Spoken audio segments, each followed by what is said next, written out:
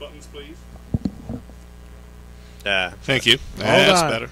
This is the pre-show of GrokTALK, a production of GrokTALK.com, New Hampshire's leading conservative libertarian blog site, and the Coalition of New Hampshire Taxpayers. And we're on fire this morning. Yeah, asterisks all over.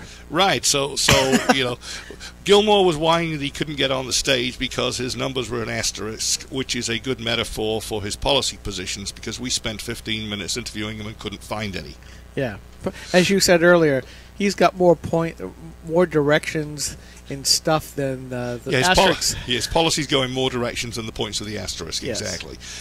You know, and for a guy who everybody says was a good governor of Virginia, it's kind of disappointing. You know, he basically was too squishy to define on pretty much anything we asked him. Yep.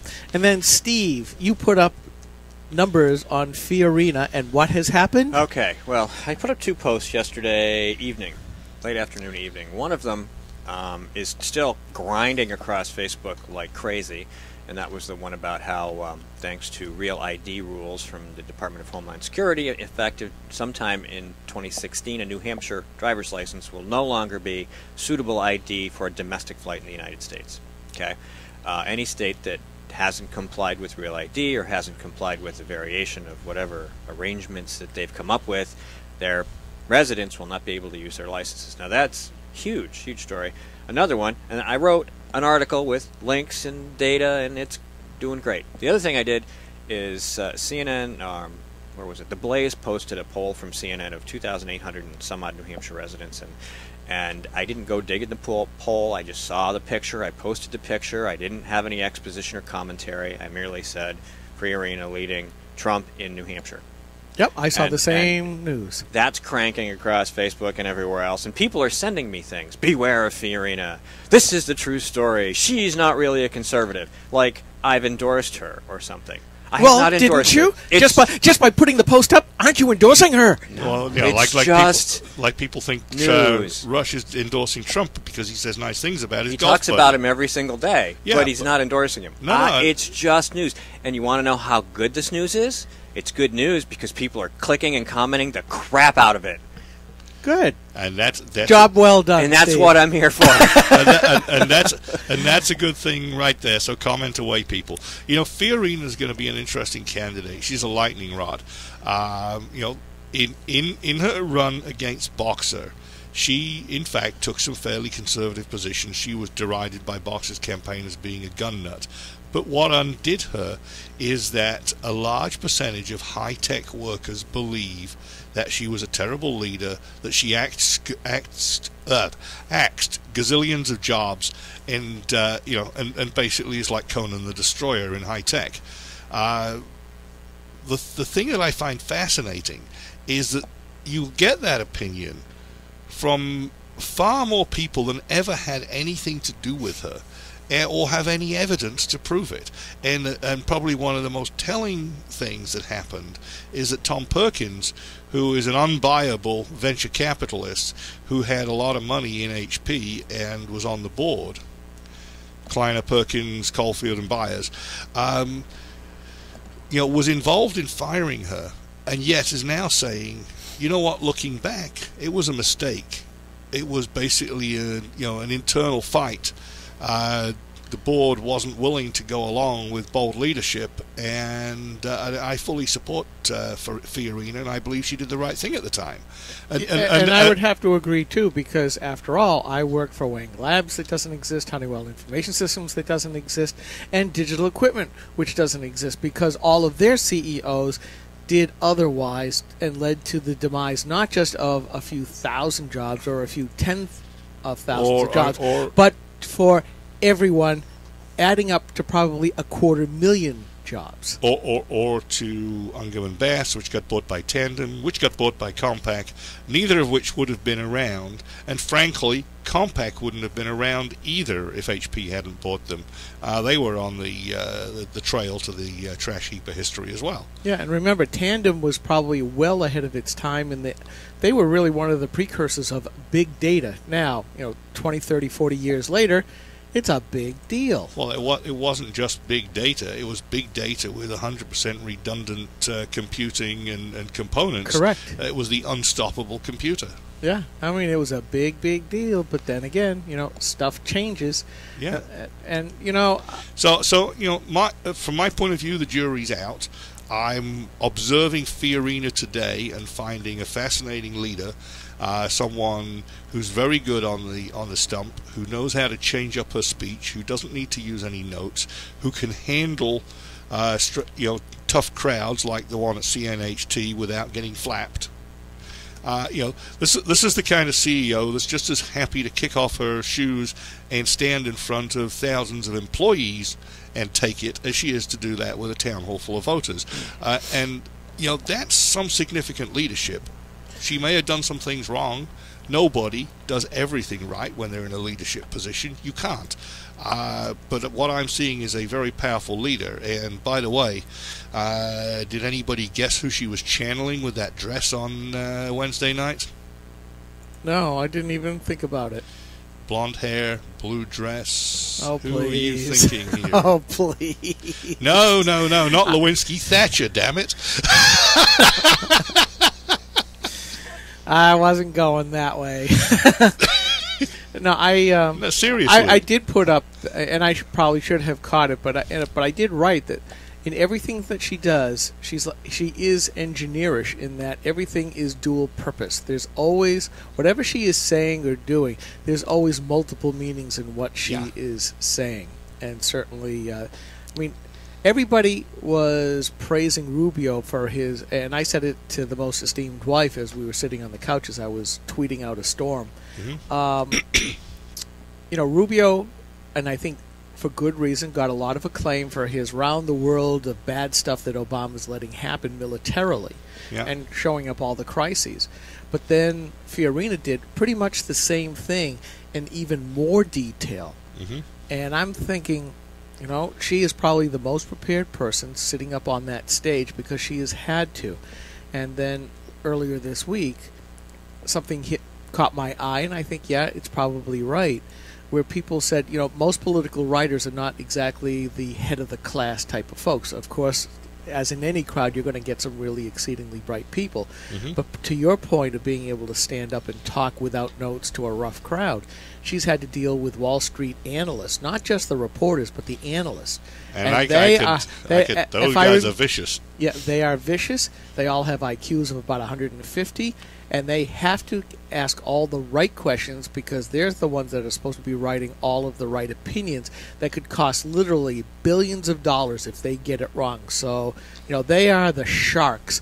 I mean, they're sharks compared to most political reporters that are not much better than guppies. Right. So, let's put that in perspective. So, people like Tom Perkins, who are betting their own money along with their clients' money, have to make good bets. They have to make more good bets than bad bets, and they have to be excellent judges of people and business plans early enough in the cycle that nobody has a clue what's going on. Then your Wall Street analysts are the next in line when that company... Don't mind me. Keep talking. When the company's... Well, say something then. When the company's getting ready to go public, and now they're putting... Those analysts and those banking companies are putting their clients' money on the line and encouraging their customers to invest or not. They damn well better be right more often than they're not, or they're going to be in trouble and their jobs and their newsletters are going to be worthless. So, just like you said, they are paid to deliver information that matters to people who are putting their money on the line. This is not like feeding falsehoods to the low-information voter. You've got to be good. You've got to be right often, or nobody's going to pay you to do it. Yeah. Speaking of not paying, I think I put this up last night where it seems that Hillary Clinton's and the Clinton Foundation all of a sudden are not getting as many donors as what they had previously, especially compared to last year when their big shindig is coming up, that a lot of big-pocketed huge corporations have decided to back out. And it proves Trump's point. I bought politicians. I paid politicians for influence. And I think these high-priced corporations and individuals are not, anteing up to visit the Clinton Foundation bigwig doo-ha, because they're looking at it from a ROI standpoint, and they're seeing if she can't get elected, then we can't influence decisions and we can't influence. So why spend the money? Sound check. Feel the power. Yeah, Hillary's not. No, so, Bernie and Biden From the are getting the CNHT money. stu- And notice that just like we've got Keep some... playing, Steve. Yeah. Just like we've got some governors at the back of the pack that really don't command very much attention. O'Malley and Chafee and a couple others are whining about we can't get no respect, spelled the way Barack Obama does it, respect. We can't get no respect. You're not going to hold a debate. Nobody wants to talk to us. I mean, it's actually a pretty pathetic sign that, first of all, Bernie Sanders, who was an asterisk of the other sort, i.e. nobody noticed him in Congress or in the Senate, and now he's dominating the entire nation from the left. And Biden, who nobody knows for sure if he's running, are both scoring 20 times higher in the polls than people like O'Malley and Chafee. And Webb. See, talking of asterisks, they're so insignificant we can't remember who the hell they are. Technical point. Somebody check to make sure we're streaming. We are streaming. No, I mean, did you go to the website and look to see if we're streaming? Of course not. Okay, we should do that. Can you do that? I shall do that. I got the front end and it says that it's working.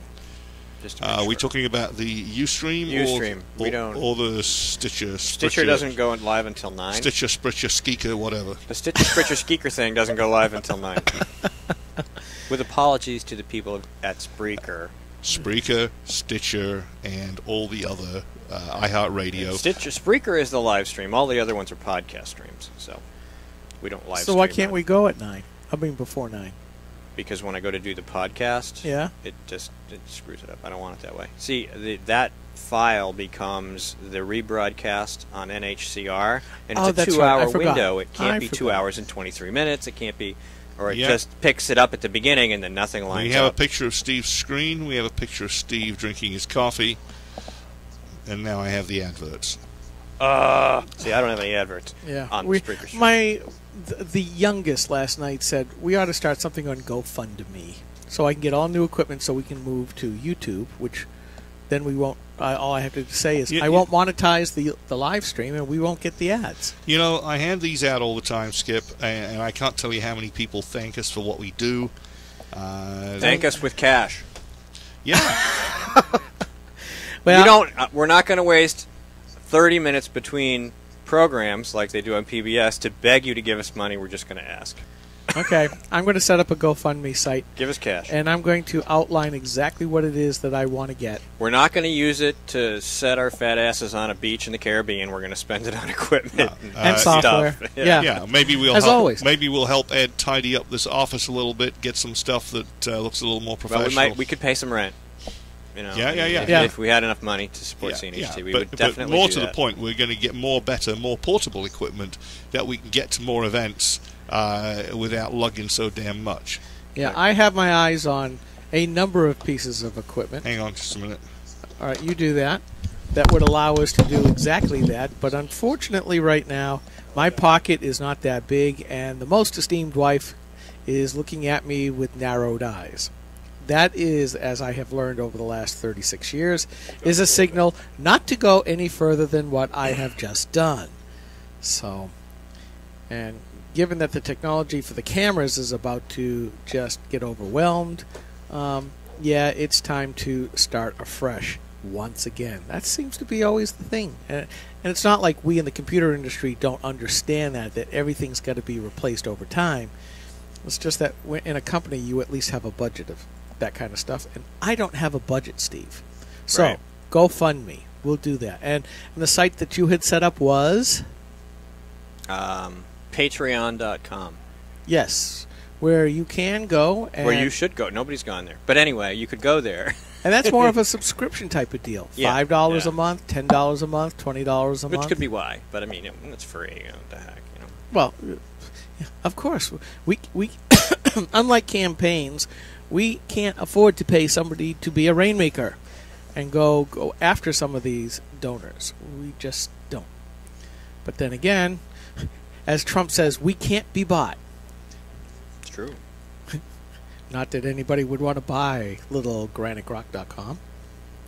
Unless it was, of course, people on the left and some people on the right would be to keep us quiet. But then again, we just find some other avenue. Right. Get the whole team back together again and go, really? You thought it was that easy? No, it will not be. So we're here. We're just counting down to showtime. So, I was going to bring up, the Democrats are having their New Hampshire annual convention, and some of the asterisks that Mike was talking about are over there. We also have a few friends over there, not of the Democrat Party, who are supposed to be protesting the demi-crowning of Hillary, now that Shaheen has endorsed, Hassan has endorsed. It looks like the Democrat establishment has decided that Hillary's their gal just because she's a gal. Well, remember... Those pictures of Shaheen and Hassan with Hillary, I think, are going to be about as useful as concrete blocks around their feet in a few months. Yeah, it was a good shot showing all the empty seats, by the way, Steve. Yeah, that was thanks to Twitchy. Yep. Do we know who had that shot, by any chance? I was a reporter. Ah.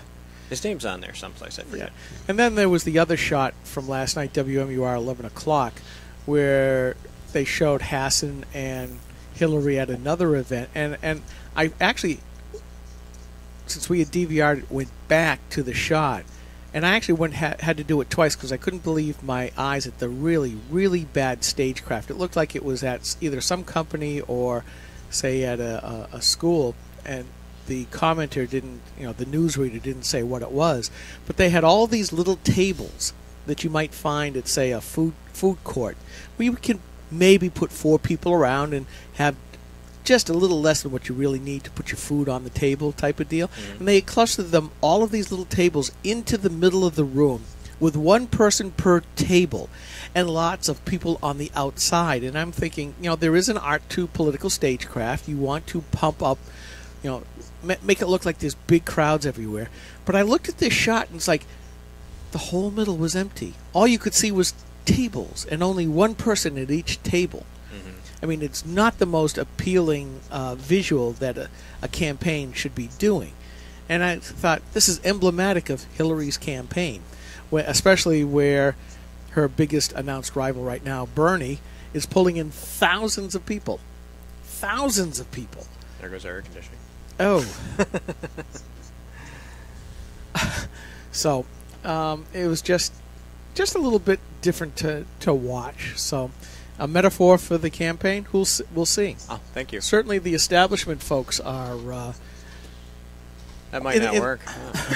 In the Democrat... We're going to have to find a new outlet for that. Yeah, in the Democrat Party are certainly going, sort of like... I've read a lot from the conservative treehouse, and Steve, I think you put up the post that I failed to do about the GOP split policy. Mm-hmm. Move the door, put it under the door. Oh, right, yes. Yeah, the roadmap to... there we go, thank you. The roadmap for Jeb. Yes. And unfortunately, it looks like that's being derailed right now. First it was Trump at the top and Carson. Now it seems Trump, Carson, Fiorina. Yeah. She did a great job to get to the adult table. Now she's running the adult table. Mm-hmm. But then again, you'll get more comments on that later. Yeah, I've endorsed her. Yeah. So we'll see. Me neither. But I do have a great deal of respect for the way she can handle herself and handle a crowd, and think on her feet. And it'll be interesting to see how this plays out as she gets more attention. The people that have got bad things to say will come out of the woodwork, and we will also learn some of the other viewpoints from behind the scenes. I've heard the bad stories over and over from people that got access to Grind. I've never heard the other half of the story, and now I believe it's going to be coming out, and we're going to get hopefully a fair and balanced picture of what happened to Fiorina at Lucent and HP. Yeah, because what the woman we see before us looks like a leader. Let's figure out the whole story.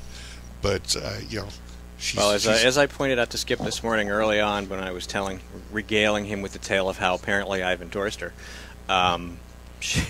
somebody had sent me an article from the UK Daily Mail that goes into great detail and talks to her ex-husband and all these other things.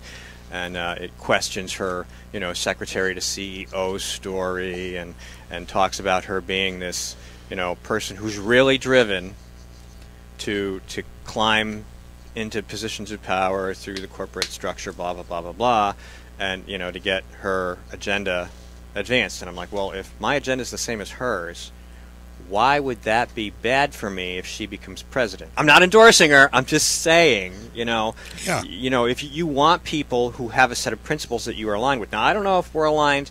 It sounds like we might be, but it's a campaign. At least mostly. It's a campaign, so you never really know. But that's what we have to go on. And then we look at the history and blah blah blah blah blah and make decisions. Everybody choose what you want. I'm not endorsing anybody until after the 603 Alliance Summit. Mm-hmm. So, now, but is that a bad thing? You have somebody who knows how to use the system to advance an agenda. If it happens to be similar to yours or close enough, why is that a bad thing? Yeah. Well, here it is. It really comes back to this, the thing that I've been saying for a while now.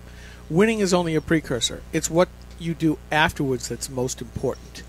And we're still at the stage where lots of people are saying lots of things that sound good, but we know from personal experience here in New Hampshire that what they say is not a lot of times what they actually do. Bill O'Brien, certainly one that has done what he said he would do. And the establishment Republicans have punished him for it. The Republican Party, for the most part, says what it is for and doesn't come across with results. Our federal delegation, Frank Ginta and Kelly Ayotte, both promised lots of stuff. I don't think they've kept their promises. Again, in the case of Frank Ginta, I don't think that he has stayed true. Mike, can you kill the audio on that? Is that you or? That's him. Because I hear something. Oh, it's my phone. Dang. Hang on. It's okay. So trying to figure out what I'm hearing. I'm like, where's that coming from? Because we're going live in less than a minute. So, that's the important thing that we.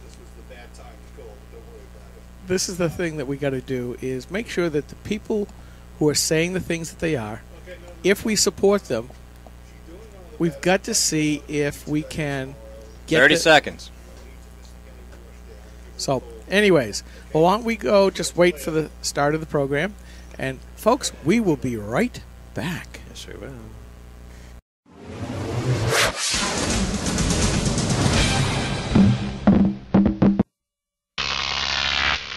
GrokTV.